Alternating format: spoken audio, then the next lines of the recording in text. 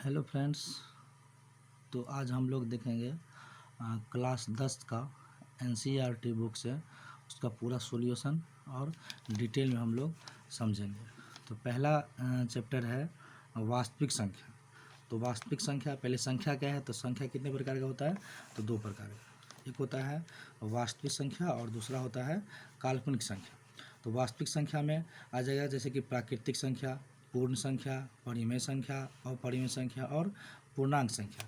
अब है आगे काल्पनिक संख्या। काल्पनिक संख्या होता है जैसे कि x square plus 2 equal to 0 या एक्स स्क्वायर करके माइनस 2, इसलिए एक्स उल्टू निकालते क्या होगा कि माइनस 2 आई अंडर रूट जो है 2 के ऊपर में अंडर रूट लग जाएगा, इसका मान निकालेंगे तो प्लस माइनस 2 होगा, जो कि अभी हम लोग क्या जानते हैं कि 2 का कुछ मान नहीं होता, लेकिन आगे जाके जब 11th में जाके पढ़ेंगे तो ये भी मान इसका हम निकाल सकते हैं। इसी को कहते हैं क्या, काल्पनिक संख्या।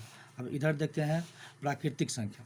प्राकृतिक संख्या क्या है, इसका मतलब होता है कि प्राकृतिक संख्या का अंग्रेजी नेचुरल नंबर। तो इसको हम लोग एन से सूचित करेंगे, जैसे कि 1 2 3 4 इन्फिनिटी तक जाएगा, यानी अनंत तक जाएगा। हमारा जीवन खत्म हो सकता है पर यह नंबर कभी नहीं खत्म होगा। अब है दूसरा पूर्ण संख्या, उसको कहते हैं होल नंबर, यानी डब्ल्यू से सूचित करते हैं। तो हो गया 0 plus n, n for natural, यानी 0 से लेके और अनंत तक जो संख्या होगा वह संख्या कहलाएगा पूर्ण संख्या। अब है पूर्णांक संख्या। पूर्णांक संख्या का हम लोग जेड से सूचित करते हैं। तो जेड इक्वल टू क्या हो जाएगा 0, फिर आगे की ओर जाएंगे तो 1 2 3 4 ये अनंत तक जाएगा, और पीछे की ओर जाएंगे तो 0 -1 -2 -3 ये पीछे की ओर अनंत तक जाएगा।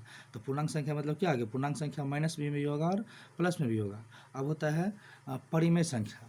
परिमेय संख्या क्या होता है, तो कोई भी नंबर, कोई भी संख्या p/q के रूप में रहना चाहिए, और q not equal to 0, q का मान 0 नहीं होना चाहिए, और p व q पूर्णांक होते हैं, और जिसका एचसीएफ क्या होना चाहिए, यानी मौसा 1 होना चाहिए, तभी ये संख्या क्या होगा, परिमेय संख्या होगा। अब इसके बाद है अपरिमेय संख्या।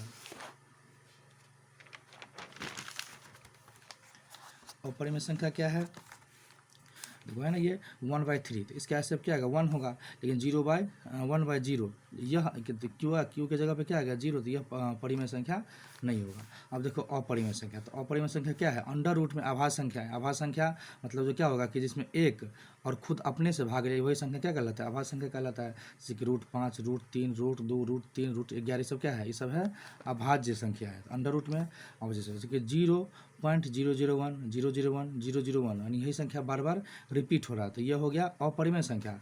इसमें देखो 1 पॉइंट ऊपर में है 3, इसको ऊपर में अगर लकीर खींचे इसको कहते हैं रैकरिंग।